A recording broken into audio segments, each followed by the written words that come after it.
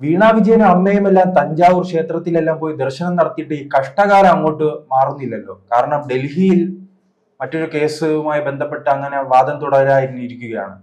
ഈ അവസാന ഘട്ടത്തിൽ എല്ലാ കേസുകളിലും പെട്ട് ഈ വീണ ജയിലിലേക്ക് പോകേണ്ടി വരുമോ? വീണ ജയിലിൽ പോകുമോ ഇല്ലയോ എന്ന് നമുക്കിപ്പോൾ പറയാൻ കഴിയില്ല. എന്തായാലും അതൊക്കെ കോടതിയാണ് തീരുമാനിക്കേണ്ടത്. പക്ഷേ ഇപ്പോൾ ഈ വീണയുമായി ബന്ധപ്പെട്ട് ഈ മാസപ്പടി എന്ന് മാധ്യമങ്ങൾ പറയുന്ന ഈ സംഭവവുമായി ബന്ധപ്പെട്ട് ഉണ്ടാകുന്ന SFIOയുടെ അന്വേഷണം, ആ അന്വേഷണം തടയാനായിട്ട് കോടതിയെ സമീപിച്ചിട്ടുണ്ട്. ഡൽഹി ഹൈക്കോടതിയിൽ അത് സംബന്ധിച്ചൊരു കേസ് നടക്കുന്നുണ്ട്. ആ കേസിൽ നാളെയും വാദം കേൾക്കും. ഇപ്പോൾ ആ കേസിന്റെ ജഡ്ജി അത് ഏതാണ്ട് വിചാരണ ഈ പറയുന്നത് പോലെ വാദത്തിന്റെ അന്തിമ ഘട്ടത്തിലേക്ക് കടന്ന് ഒരു വിധി വരാനിരിക്കെയാണ് ആ ജഡ്ജി സ്ഥലം മാറിയത്. അപ്പോൾ പകരം പുതിയ ആള് വന്നിട്ടുണ്ട്. പുതിയ ആള് അതിന്മേൽ വാദം കേൾക്കുന്നുണ്ട്. അതിപ്പോൾ തുടരുകയാണ്. അതിപ്പോൾ നാളെയും അതിന്മേൽ വാദം കേൾക്കുമെന്നാണ് നമ്മൾ അറിയുന്നത്. പക്ഷെ ഈ കഴിഞ്ഞ ദിവസം അത് സംബന്ധിച്ച വാദം നടന്നപ്പോൾ ഈ കമ്പനിയുടെ വീണ സേവനം നൽകി എന്ന് പറയുന്ന കമ്പനിയുടെ അഭിഭാഷകൻ പറഞ്ഞു, ഈ SFIOയുടെ അഭിഭാഷകൻ ഞങ്ങൾക്ക് വാക്കാൽ ഒരു ഉറപ്പ് തന്നിരുന്നു, ഈ കോടതി, ഡൽഹി ഹൈക്കോടതിയുടെ വിധി വരുന്നത് വരെ തുടർ നടപടികൾ ഉണ്ടാകില്ല എന്ന് പറഞ്ഞിരുന്നു. അപ്പോൾ ഡൽഹി ഹൈക്കോടതി ഉടനെ തിരിച്ചു ചോദിച്ച ചോദ്യം, അങ്ങനെ നിങ്ങൾ അഡ്വക്കേറ്റുമാർ തമ്മിൽ, അഭിഭാഷകർ തമ്മിൽ വാക്കാൽ പലതും പറയും, അതിനെന്ത് പ്രസക്തിയാണ് ഉള്ളത് എന്നാണ് ചോദിച്ചത്. അതിൽ നിന്ന് തന്നെ കാര്യങ്ങൾ വ്യക്തമാണ്. ഒരു പക്ഷേ അധികം വൈകാതെ അറസ്റ്റ് ഉണ്ടായേക്കും എന്ന് തന്നെയാണ് അത് സൂചിപ്പിക്കുന്നത്. കാരണം ഒരിക്കലും ഈ പറയുന്നത് പോലെ ഈ ഹൈക്കോടതി, ഡൽഹി ഹൈക്കോടതി വാദം കേട്ടുകൊണ്ടിരിക്കുന്ന ഹൈക്കോടതിയുടെ ജഡ്ജിക്ക് നിയമം അറിയാതിരിക്കില്ലല്ലോ. അപ്പോൾ SFIOയ്ക്ക് എന്തെങ്കിലും കാരണവശാൽ കൂടുതൽ അന്വേഷണം ഇനി മുന്നോട്ട് കൊണ്ടുപോകണമെങ്കിൽ ഈ പറഞ്ഞതുപോലെ സേവനം കൊടുക്കുന്നു എന്ന വ്യാജേന ഒരു ബില്ല് കൊടുത്ത് അവിടെ നിന്ന് പണം കൈപ്പറ്റിയിരിക്കുന്നു, വലിയ തോതിൽ കള്ളപ്പണം വെളുപ്പിക്കൽ ഇതിന്റെ പുറകിലുണ്ട്, അത് നടന്നിരിക്കുന്നു എന്നൊക്കെയാണ് ആക്ഷേപം, അങ്ങനെയൊക്കെയാണ് പരാതി. അപ്പൊ അത് സംബന്ധിച്ച് അന്വേഷിച്ച് മുന്നോട്ട് പോകുമ്പോൾ ഒരു ഘട്ടത്തിൽ ഈ പ്രതിയെ അറസ്റ്റ് ചെയ്യേണ്ടി വന്നാൽ അത് അറസ്റ്റ് ചെയ്യും അവര്. അത് കോടതിക്ക് എങ്ങനെ തടയാൻ കഴിയും? കോടതിക്ക് ആകെ ചെയ്യാൻ കഴിയുന്നത് ഒരു പക്ഷെ ഒരു മുൻകൂർ ജാമ്യം കൊടുക്കാൻ പറ്റിയേക്കും. സമയത്തിന് ഹാജരാകണം, അന്വേഷണത്തോട് സഹകരിക്കണം, അന്വേഷണ ഉദ്യോഗസ്ഥൻ പറയുന്നത് പോലെ കേൾക്കണം, പാസ്പോർട്ട് ആ ഏജൻസിക്ക് അല്ലെങ്കിൽ കോടതിക്ക് സറണ്ടർ ചെയ്യണം. ഇതൊക്കെ കോടതിക്ക് പറയാൻ സാധിക്കും. പക്ഷെ ഒരാളുടെ അറസ്റ്റ്, ഒരു അന്വേഷണവുമായി ബന്ധപ്പെട്ട് പ്രഥമ ദൃഷ്ടിയ കുറ്റാരോപണം നിലനിൽക്കും എന്നുണ്ടെങ്കിൽ ഒരിക്കലും അറസ്റ്റ് തടയാൻ ഒരു കോടതിയും താല്പര്യപ്പെടില്ല, അങ്ങനെ ഒരു വിധിയും കൊടുക്കില്ല. പകരം ജാമ്യം കൊടുക്കുമായിരിക്കും.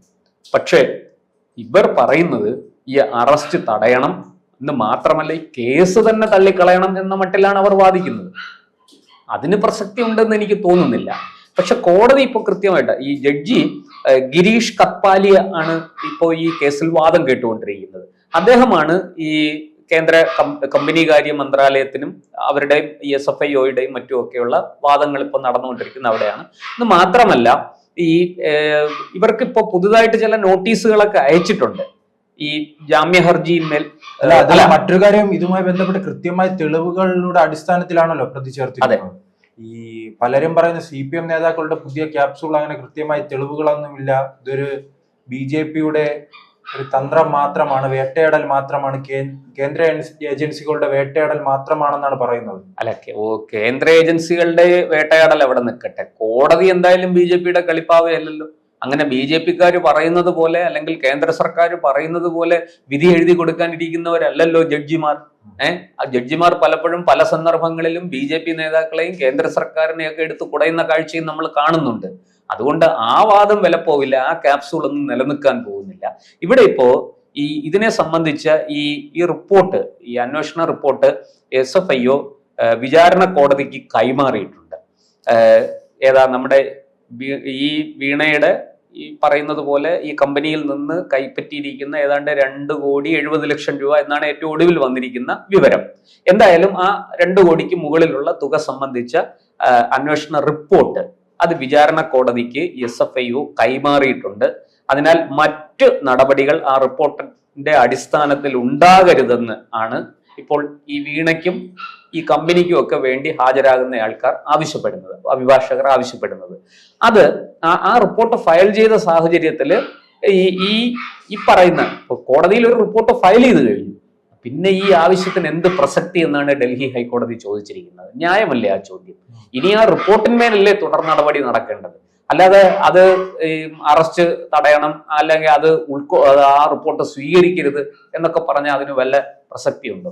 ഒരു അന്വേഷണ ഏജൻസിക്ക് എന്തൊക്കെ ചെയ്യാം, എങ്ങനെയൊക്കെ നിയമം അനുസരിച്ച് മുന്നോട്ട് പോകാം. ഇതിൽ നാം കാത്തിരിക്കുന്ന പ്രതികരണം പിണറായി വിജയന്റെയാണ് അല്ലേ? അതെ, കാരണം അദ്ദേഹത്തിന് മകളെന്ന് പറയുമ്പോൾ വൈകാരികമായി പ്രതികരിക്കുന്നത് നാം നിയമസഭയിൽ ഉൾപ്പെടെ കണ്ടിട്ടുണ്ട്. അതെ അതെ അതെ അദ്ദേഹം വളരെ വലിയ തോതിൽ പ്രതിരോധത്തിലായിരിക്കുന്നതും മകളെ കൊണ്ടാണ്.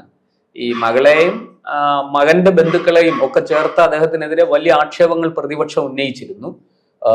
അതൊക്കെ അദ്ദേഹം വലിയ രീതിയിൽ വളരെ കോപാകുലനായി നേരിടുന്ന കാഴ്ചയും നിയമസഭയിൽ നമ്മൾ കണ്ടു. രണ്ട് കൈയും ഉയർത്തി ഈ കൈകൾ ശുദ്ധമാണ് എന്ന് പറയുന്നതും, അതുപോലെ തന്നെ മകളെ കേസിൽ കുരുക്കിയാൽ ഞാൻ അങ്ങ് പേടിച്ചു പോകുമോ, അങ്ങനെയാണോ നിങ്ങൾ ധരിച്ചിരിക്കുന്നത് എന്നൊക്കെ പറഞ്ഞ് മാത്യു കുഴൽനാടനെതിരെ മുഖ്യമന്ത്രി പൊട്ടിത്തെറിക്കുന്ന കാഴ്ചയൊക്കെയാണ്. അദ്ദേഹത്തിന്റെ പാർട്ടിക്കെതിരെ പറഞ്ഞപ്പോൾ അദ്ദേഹം ഇങ്ങനെ പ്രതികരിച്ച് കണ്ടിട്ടില്ല കേരളം കണ്ടത്. അപ്പൊ എന്തായാലും അതവിടെ നിൽക്കട്ടെ.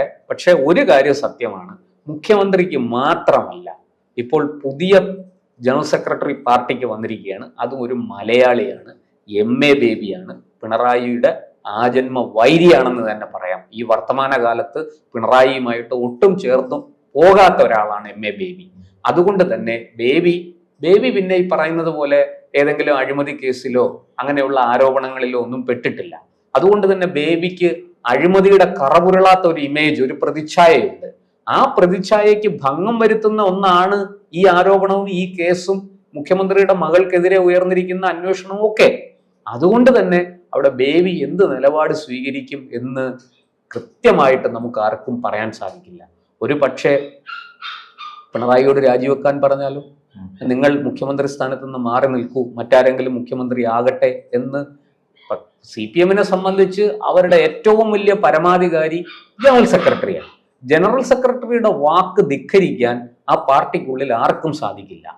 അങ്ങനെയുള്ള ഒരു അദ്ദേഹം ഈ സെക്രട്ടറി സ്ഥാനം ഏറ്റെടുത്തതിന് പിന്നാലെ പല ഇന്റർവ്യൂകളിലും പിണറായിക്ക് അനുകൂലമായാണ് സംസാരിക്കുന്നത്. അതെ, ഈ അനുകൂലമായി സംസാരിക്കുന്നത് അവിടെ നിൽക്കട്ടെ. ഞാൻ പറയുന്നത്, ഇങ്ങനൊരു വിഷയം വന്നു, നാളെ വീണയ്ക്കെതിരെ അറസ്റ്റ് വാറണ്ട് വന്നു. ഈ വീണയ്ക്കെതിരെ അറസ്റ്റ് വാറണ്ട് വരികയും അന്വേഷണം പിണറായിയിലേക്ക്, മുഖ്യമന്ത്രിയിലേക്ക് നീളുകയും ചെയ്താൽ ബേബിക്കൊരു നിലപാടെടുത്തല്ലേ പറ്റുള്ളൂ, പാർട്ടിക്കൊരു നിലപാടെടുത്തല്ലേ പറ്റുള്ളൂ. മുമ്പൊക്കെ പാർട്ടി പറയും, ലാവ്ലിൻ കേസ് ഉണ്ടായ സമയത്ത് അതിന്റെ വിചാരണാ വേളയിൽ അതില് ഡൽഹി CBI അന്വേഷണത്തിന് വേണ്ടിയിട്ട് ഹൈക്കോടതിയിൽ വന്ന സമയത്തൊക്കെ പത്രക്കാരും അന്നത്തെ ജനറൽ സെക്രട്ടറി പ്രകാശ് കാരാട്ടിനോട് ചോദിച്ചു, എന്താ പിണറായി വിജയൻ രാജിവെക്കുമോ, സെക്രട്ടറി സ്ഥാനം, സംസ്ഥാന സെക്രട്ടറി സ്ഥാനം രാജിവെക്കുമോ എന്ന് ചോദിച്ചു. അപ്പൊ അദ്ദേഹം പറഞ്ഞു, അത് സംസ്ഥാന സെക്രട്ടറി സ്ഥാനം ഞങ്ങളുടെ പാർട്ടിക്കുള്ളിലാണ്, ഞങ്ങളുടെ പാർട്ടിയുടെ സെക്രട്ടറിയാണ് അദ്ദേഹം ഒരു ഭരണഘടനാ പദവി വഹിക്കുന്നില്ലല്ലോ. ഭരണഘടനാ പദവി വഹിക്കുകയാണെങ്കിൽ ശരി, നിങ്ങൾ പറയുന്നത് പോലെ അദ്ദേഹം ആ സ്ഥാനത്തിരിക്കാൻ പാടില്ല, രാജിവെക്കണം, ഞാൻ പാർട്ടി അദ്ദേഹത്തിന്റെ രാജി ആവശ്യപ്പെടും, നിങ്ങൾ പറയാതെ തന്നെ ആവശ്യപ്പെടും. പക്ഷെ ഇപ്പോൾ അദ്ദേഹം അങ്ങനെയുള്ള ഒരു ഭരണഘടനാ പദവിയും വഹിക്കുന്നില്ല, പിന്നെ എന്തിനാണ് അദ്ദേഹം രാജിവെക്കേണ്ടത്? ഈ ന്യായമാണ് അന്ന് പ്രകാശ് കാരാട്ട് ചോദിച്ചത്. അതേ ന്യായം ഇന്നും ആപ്ലിക്കബിൾ അല്ലേ? ഇന്നും അതിന് പ്രസക്തി ഇല്ലേ? കോടിയേരി മാറി നിന്നിട്ടുണ്ടല്ലോ അദ്ദേഹത്തിന്റെ മകനുമായി. അത് വരുന്നു, ഞാൻ അതിലേക്ക് വരാം. അത് ഇന്ന് അദ്ദേഹം ഭരണഘടനാ പദവിയിലിരിക്കുകയാണ്. മുഖ്യമന്ത്രി സ്ഥാനം എന്ന് പറയുന്നത് ഭരണഘടനാ പദവിയാണ്. അപ്പോൾ തീർച്ചയായിട്ടും ആ സ്ഥാനത്തുനിന്ന് അദ്ദേഹത്തിനോട് മാറി നിൽക്കാൻ പാർട്ടിക്ക് പറയേണ്ടി വരും. കോടിയേരിയുടെ വിഷയത്തിൽ മകൻ മയക്കുമരുന്ന് കേസിൽ പെട്ടപ്പോൾ കോടിയേരി സ്വാഭാവികമായിട്ടും മകൻ ഇങ്ങനെ ഒരു കേസ് പെട്ടിരിക്കുമ്പോൾ ഞാൻ ഈ സ്ഥാനത്തിരിക്കുന്നത് ശരിയല്ല എന്ന് സ്വയം തിരിച്ചറിഞ്ഞുകൊണ്ടാണ് അദ്ദേഹം ആ സ്ഥാനം മാറിയത്. അതും ഈ പറഞ്ഞതുപോലെ ഒരു ഭരണഘടനാ പദവിയല്ല, പാർട്ടിയുടെ സംസ്ഥാന സെക്രട്ടറിയാണ്. പാർട്ടിയുടെ സംസ്ഥാന സെക്രട്ടറിയെ പാർട്ടി പിന്തുണയ്ക്കും, പക്ഷെ സംസ്ഥാന സെക്രട്ടറിയുടെ മകനെ എന്തിനു പിന്തുണയ്ക്കണം? അങ്ങനെ ഒരു ചോദ്യമുണ്ട്. ഇവിടെ പാർട്ടിയുടെ ഏതെങ്കിലും ഒരു ഔദ്യോഗിക സ്ഥാനത്തിരിക്കുന്ന ആളിന്റെ മകളല്ല കേസിൽപ്പെട്ടിരിക്കുന്നത്, മറിച്ച് മുഖ്യമന്ത്രിയുടെ മകളാണ് കേസിൽപ്പെട്ടിരിക്കുന്നത്. ആ ഗൗരവം ഇതിനുണ്ട്. സ്വാഭാവികമായിട്ടും കോടിയേരിയുടെ മാതൃക പിന്തുടർന്ന് അധികാര സ്ഥാനത്ത് നിന്ന് മാറി നിന്ന് അന്വേഷണം നേരിട്ട് നിരപരാധിയാണെങ്കിൽ ആ നിരപരാധിത്വം തെളിയിച്ചാണ് പിണറായി മുന്നോട്ട് പോകേണ്ടത്. അതിന് പകരം സ്ഥാനത്ത് കടിച്ചു തൂങ്ങിയാൽ അത് ആകെ നാണക്കേട് അദ്ദേഹത്തിന് മാത്രമല്ല പാർട്ടിക്കും അതുണ്ടാക്കും. എന്തായാലും അതൊക്കെ കാത്തിരുന്ന് കാണേണ്ട വിഷയങ്ങൾ.